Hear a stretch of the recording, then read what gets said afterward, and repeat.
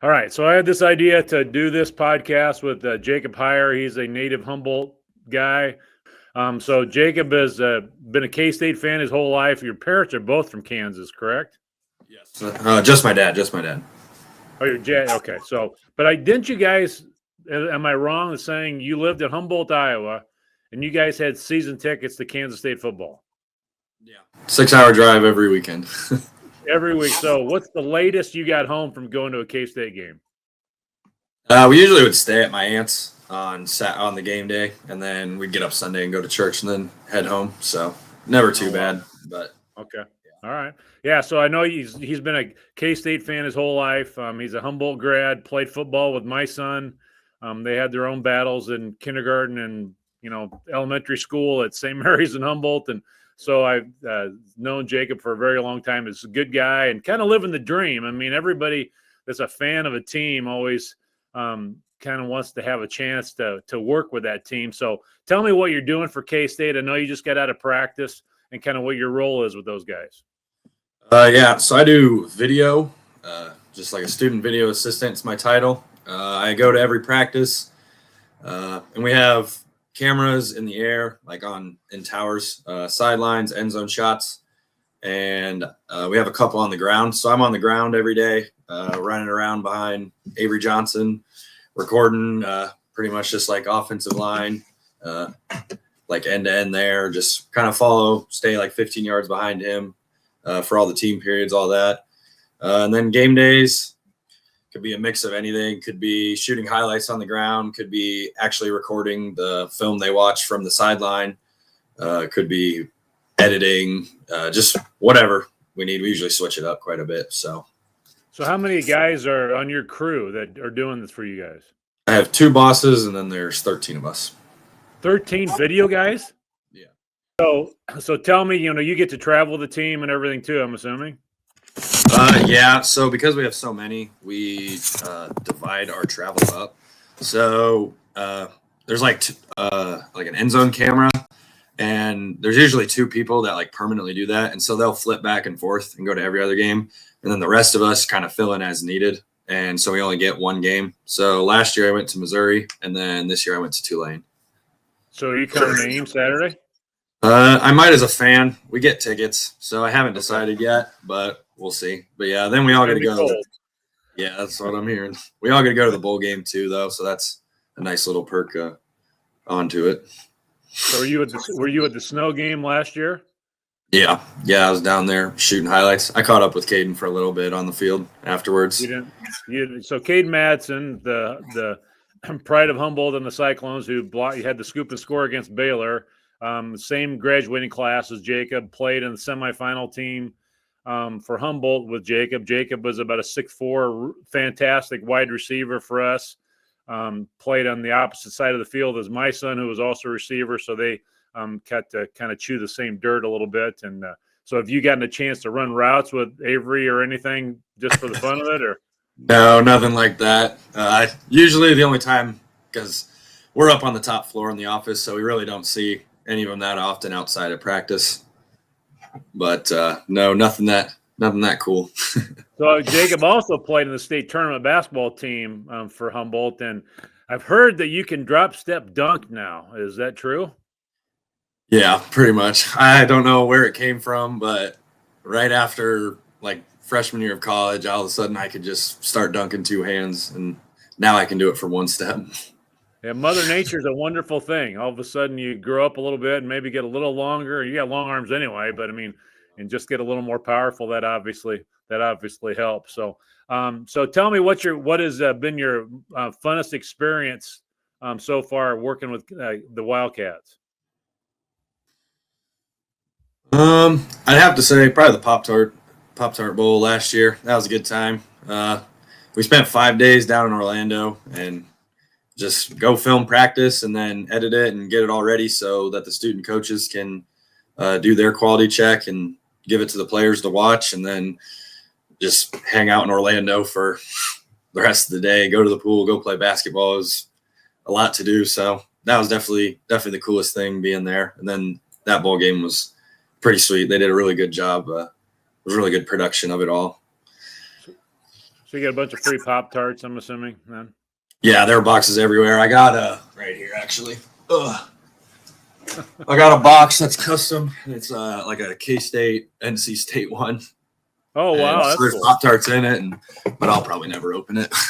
You can put it on eBay. Maybe you can make some money. Get Avery to sign it for you, and then maybe I should you do can that. make some money on it. Somebody sold one the other day on Facebook. I saw it for like $2,000, something like that. You're kidding me. No, Well, it's crazy. You need to jump on that. I know. You guys get to go to like basketball games and stuff then too? Yeah. So with our job, we get student tickets to the basketball games. We just got to go wait in line, and then right when the gates open, you just got to say your name. So that's another nice perk too. Sure. What are you getting your degree in? I don't think I've ever asked you. I've switched like 3 times. I was in athletic training, going to be physical therapist, and then I switched to marketing, and now I'm sales. So a little bit all over. Sales. Yeah. Well, you've always been good at talking, so that's probably right down your alley. Yep. So tell me your thoughts on the Kansas State season so far. I mean, from the inside out, what's your feeling on it? What's the mood of the team? You got a great coach. You got a quarterback that's extremely mobile. Got the flowing locks of hair that not many people can grow. So what's kind of the mood of the team, or how have things been going lately? Yeah. Well, I guess I'd say obviously we thought we were going to be a little more in the race at this time of year. Figured there'd be a little bit. I guess we're not eliminated yet, but a lot needs to happen for us to make it to Arlington. And so I feel like from that end, expectations were very high. So it's always hard to meet those standards. Still a great season. Can't be mad. You drop a game or two here that maybe you shouldn't. It was a lot of learning curves. New offensive coordinator this year. Well, 2 of them, I guess. The co-offensive coordinators, young quarterback, just a lot of new pieces to the puzzle. Getting Dylan Edwards from Colorado, just a lot of people to try to get the ball to. It's a hard thing to figure out, and so that took a little while to figure it out. But this week, I'd say they're all pretty fired up for the Iowa State game. You can tell that this is a rivalry that a lot of people are excited to play. It seems like there's a lot of energy in practice these past 2, and so I think it should be a good game. Well, I mean, we've got Kansas State and Iowa State got a lot in common. I mean, we're both land grant schools, both a lot of agriculture. I mean, states are similar. You guys being a little further south, the climate is a little better for you guys, but I think it's a great rivalry just because there are so many similarities between the 2 fan bases, and there's been some great games over the year. And then the unfortunate part, I watched your coach. A clip of his press conference talking about the Big 12 in general, and it just doesn't seem like the Big 12 is getting a whole lot of respect at all nationally. Is that kind of the sense that you guys have down there too? Yeah, I mean, obviously, I guess it showed because now BYU has dropped a couple, or one, I guess. I don't know. I remember how many it is, but yeah. I think as we speak, the new playoff thing's coming out. So really, yeah, they had, it's just weird to me seeing BYU undefeated and still being so far down in the rankings for so long. Like even Iowa State too, when you guys were undefeated, just barely cracking the top 10. They never really moved you guys up into it. Even there was all these 1-loss teams. I would agree.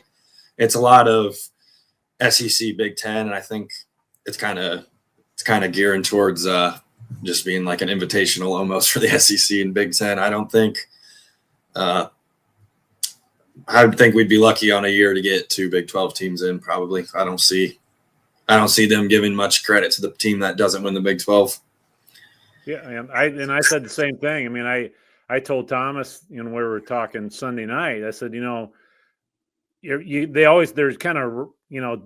kind of discrediting the Big 12, but we've been beating up on each other all year. And so until we get out, because you're not going to, you look at the schedule like of Boise State, for instance. I mean, it's not exactly a juggernaut except for that Oregon, which they're calling the Oregon loss a good loss. And so I agree. I agree with your coach. I mean, you guys have got 3 losses and, are one spot away from being in the hunt where they're not even because we've beaten up on each other. You guys aren't even a discussion right now unless, a lot of things happen, where on a normal year, you probably would be with 3 losses because you obviously Kansas State's a quality team, and all of the Big 12 teams have just kind of been beating up on each other this year. So I'm kind of excited to see, when we get into bowl season, whatever Big 12 team gets into the playoff, how things kind of shake out. Are they right? Should they be discrediting us? Or, are we fired up a little bit as a conference to try to prove ourselves a little bit? Yeah, that'll be a big test. I really hope we can do some damage. Somebody can in the playoffs. So what's your feeling on just being around players on the bowl game? I mean, do you think that because of the playoff being such a big deal that the bowl game is, for lack of a better phrase, a consolation prize, and they might not be as fired up as they normally would be? Or what do you think? I think the general consensus is, like my boss always says, he's like, no bowl game's a bad bowl game. He's like, you might not like the location. I think we're looking more so probably for the Liberty Bowl right now is kind of where the projections have us. And there he said, you might not like the location, but he said, no bowl game's a bad bowl game. It's the opportunity to go out and play one more time. So, I mean, I feel like at the end of the day, it's a lot of love for all the seniors. And so it's one more time for everybody to go out and all the seniors to play one more and for everybody to go play one more with them. So I think in the end of the day, like, everybody's happy to have made a bowl game and continue that success. So do you foresee, I'm not putting you on the spot here with Kansas State, but as a overall college football thing, do you see more kids opting out of the bowl game this year because of the playoff, or do you see them, hanging in there a little more? Is that, in my opinion, I think it's going to be culture and team to team, right? I mean, is it a team that gets along and wants to play with each other, or are the guys just chasing the next NIL deal? I mean, I really don't know the answer to that question. No, I mean, I would say I kind of agree with that. Without saying names or anything last year, I feel like sure, I don't want you to either. When we played Iowa State, just the fact that you guys ran 3 plays on our side of the ball and scored 42 points is crazy. But I think you could tell in the effort that some certain players were given, ones that decided to kind of move on in the direction of more NIL money. You could kind of tell that even before the bowl game, they expected to come to K-State, I guess, and play for a Big 12 championship in back-to-back years, probably after seeing it in 22. And so I think that kind of had some frustration, and that caused some people to be checked out. So I think it's kind of situational like that too, maybe. Super high standards, and if they're not met, I could see just kind of depends on the person then and their willingness to compete and all that. So let's talk about somebody besides Kansas State and Iowa State. Let's talk about Colorado, for instance. If they are eliminated or mentally eliminated, does somebody like Travis Hunter keep playing? Or does Shedeur check out? That's where it's hard. Talking about? I agree. I think, I don't know, because in the end, they're both playing. I mean, Travis Hunter, I think he's a junior, but he's probably not going to stick around. I wouldn't if I were him. I'd go to the NFL when you got the opportunity. And so I don't know. If he feels like he needs to increase his draft stock, or I feel like it's kind of that aspect of it. Maybe seeing who, I guess I don't know exactly if we'll know the Heisman winner before that, right? Before the bowl game. And I know Dion was pitching a fit today because he wasn't a finalist for the Thorpe Award. Yeah, and so it's I think kind of playing to that too. Maybe if he wins the Heisman, he probably doesn't see the need to play in a bowl game if he's looking at it from that aspect. But maybe he appreciates what Colorado's done and he wants to suit up one more time. I feel like it's kind of just it's player to player. It'd be really hard to tell. Sure. So what's your overall opinion of the whole system that we've got right now? The NIL, from you being around players, what's your opinion of the NIL, the playoff system? Is there something you think it's good as is? What, as a student, what would you think that we could improve on, or, Should we get rid of, make it a 36 team playoff, kind of like FCS, or what do you think? I mean, I could see 16 16 teams. I think that'd be pretty fun if you just keep it the same format and then just have like 2 playing games, kind of like they do in March Madness. I feel like that add like a little bit to it. I mean, at the end of the day, from a fan's perspective, more football is better for us because it's fun to watch. But then again, you got to think about the players. And right now, if you play in the first round of the playoffs and go on, you're looking at almost 16 games, which is now up to an NFL. And if you're playing as many snaps as Travis Hunter, like that's a lot of snaps. And so you kind of got to look at it from that perspective. I don't know, but I would be 16. I think would be a fun number, but I'm glad that it moved to 12 this year. It kind of makes it a little more of, I don't know, makes it a lot more exciting coming down the stretch here because there's a lot more teams to play for and in the hunt. As far as like NIL goes, did actually write a paper on this for a class. Really? Yeah, I did like on transparency of NIL because I think it's a good thing. It's really cool. Like I would be if I was in their shoes, I would love it. Like Avery Johnson has a lavender Corvette that he got from MacArthur here. Yeah. And so like it's just really cool to see the types of things they get. But then at the end of the day, it's like it's all kind of under the table in the sense of like you don't know like what was that number 1 quarterback in the next class, Underwood. He flipped from LSU to Michigan. Right. And he got like $10 million or something like that. Like these numbers aren't for real. They're all rumored. But I think there should be like regulations on it, and it should be like kind of all out there and more transparent, because then you can have these dealings under the table. You can have players being persuaded to leave. I think there should be some type of I'm not sure exactly the perfect solution to it, but I think it could be improved upon in that aspect. So do you know, this is something I've wondered since this whole thing started. Is anybody educating these guys on taxes? On paying, I don't know. I have no knowledge of that, but because I've been told that this is all, and I'm getting into the weeds here, but if you're going to go to sales, you're going to need to know this. I mean, it's all supposed to be 1099 money, which means you're an independent contractor. And there's a lot of taxes that go along with $1 million. And so I'm just wondering, are we going to see somebody, 5 years down the road thrown in jail for tax evasion because they never paid their taxes? Yeah. And so I assume most of them probably like the bigger ones, like you see like Shador and Arch Manning, all them. I assume they got people for all that, Sure. But I don't know. I guess to my knowledge, I'm not really aware if anybody's teaching them that or not. Well, I mean, if you're getting $100,000, I mean, you don't have the budget that Shador does, for instance. Yeah. Or probably Avery, for that matter. I mean, any of these guys that are the face of the program. But I don't know. I just hope that I've said that since this all came out, that I just hope that doesn't happen, because I don't know if you know who Wesley Snipes is, but he was a famous actor, and IRS didn't care that he was a famous actor or not. They threw him in jail for tax evasion. So, I mean, because he wasn't paying his taxes. So, what's the status of like, are you guys you're still kind of a ground and pound type team? I know Avery is a really dangerous runner.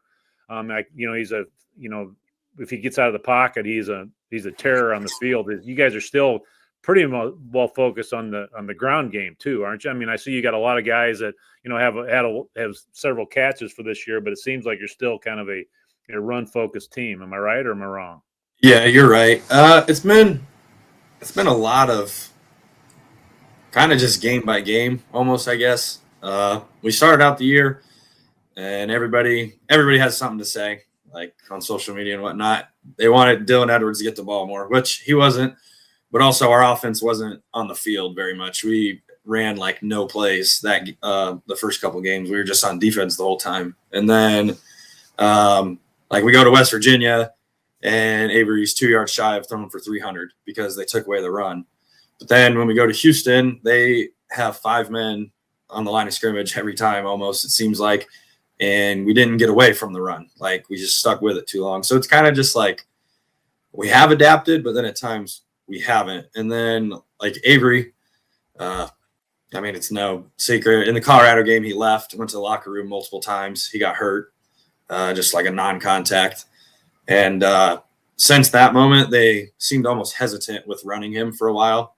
And then Kleiman said it in his presser that he talked to our OC, Riley, said that don't be afraid to use Avery's legs, especially in the red zone. So we saw that against Cincinnati. First play of the game, he came out and pulled the ball and ran it for 40 yards. And I think we threw the ball one time on our first drive and ran like 6 or 7 plays, and he ended up running it in. So I think we're kind of at where finding our identity, I guess, of, okay, we're actually going to use Avery as a dual threat. And if we have to throw the ball, we will, but they love to give the ball to DJ as much as possible. So, well, DJ's got 1,200 yards in the year, right? I mean, so obviously, that's a dual that, having him be as good as he is, and plus Avery's threat of pulling in and taking off. I mean, that's a pretty nasty combination. Yeah, especially with Dylan's speed, because there's not a lot of people that are as fast as him. So it's nice when they can get all 3 of them in there in the backfield. So could you hang with those guys if you were trying to check one of the receivers or chase down Avery if they put the pads on you in practice? No, I wouldn't be close to catching him. He's fast. He probably runs, I don't know, 4 or 5, maybe something faster than that. Who knows? Yeah. So I remember, when you were a senior, you had a knee injury that summer before. We didn't even know if you were going to play. And then you come out in our first game of the season and have like an 80-yard touchdown pass, and your parents are tearing up because they didn't even know whether you're going to play at all that season. So I just had to ask because I know you're a football guy. And I was pretty slow. I got caught by like 3 guys on that touchdown. Took me a while to get there. You threw one of them off of you and then kept running, from what I remember. But yeah, something like that. It took me a while to get there. That's all right. I mean. And that was at Webster City, right? Yeah. Well, no, it should be fun. I mean, I know it's going to be a cold night, and the Kansas State game is always my oldest son Michael. When he was in college, he was one of the guys in the front row with his chest painted with the Farmageddon thing, and it's my personal opinion. Us old Big 8 teams have got to kind of stick together a little bit because it's such a crazy time to be in the wide world of college football that I think the Big 12 is not getting the recognition it should. But the thing that drives me crazy is they talk about the Power 4 schools, and then Boise is the one that everybody's saying should get the 4th seed. Yeah. I think so. The way that it works, like the bracketing works, it's not necessarily given to the Power 4 schools. The 4 buys. Is that what you're talking about? Yeah, right. What I'm saying is, if they're calling us a Power 4 school, and we should get the tip of the hat over. Correct. Right. Yeah. Okay. I thought you were saying how the like the first 4 seeds work. That just goes to the top 4 conference champions. So if somehow by some miracle, like K-State, it would be K-State versus Baylor. That's the only way we would get there. So if by some miracle we played that game and one of us won, like we wouldn't get the auto bye. Boise would get it. Right. Get it over us just because their record's better and they've proven it. Well, I don't think any of us can. I mean, according to the last play, I haven't looked at tonight. I don't know. The last one had Arizona State going to Ohio State. Yeah. I mean, and that's the other sucky thing is they probably won't get a seed that gets to host either in the at-large bid. Will probably be one of those higher seeds that's got to travel for this playoff game. Well, supposedly the NCAA was going around to some teams earlier in the year, like us and some of the northern schools, asking us if we had a backup plan if the weather was really, really bad, like 15 below and snow. And I said, where are we going? We're going to Minnesota. I mean, there's no dome. They're not going to go to the Unidome for crying out loud. So, but gotta play it. What's that? You just got to play it. Play with the weather. That's it. Right. Yeah. Advantage to Iowa State. Yeah. It could be 9 degrees Saturday night on a frozen track. So I mean, that's just the way it is. I'd love to see one of these southern SEC schools come up to a northern frozen school and see how that goes. Oh yeah, we can see it. Some of our guys from Florida aren't really liking it too much this week when it's been colder. Well, Patrick Mahomes was not real thrilled when he came to Ames with Texas Tech. I mean, they did not want to be there that night. So Yeah. Well, hey, Jacob, I really appreciate being on. You're a good dude. I mean, you've always had a smile on your face, and you still do. You didn't have a stash the last time I saw you, I don't think, but you've always been a good guy, and always, when he played, he was a high energy guy. He was always, into the game. He always played really hard in everything he did, and I don't expect you to do anything else as an adult. When you get out in the real world and everything, I think you're probably going to succeed in whatever you want to do. So, I wish you well. Hope that I get to see you maybe over the holidays, and I really appreciate you coming on. Yeah, thank you. Thank you very much for having me. It's good to see you. Have a good one. Yeah, good to see you too, Jake. Have a good one.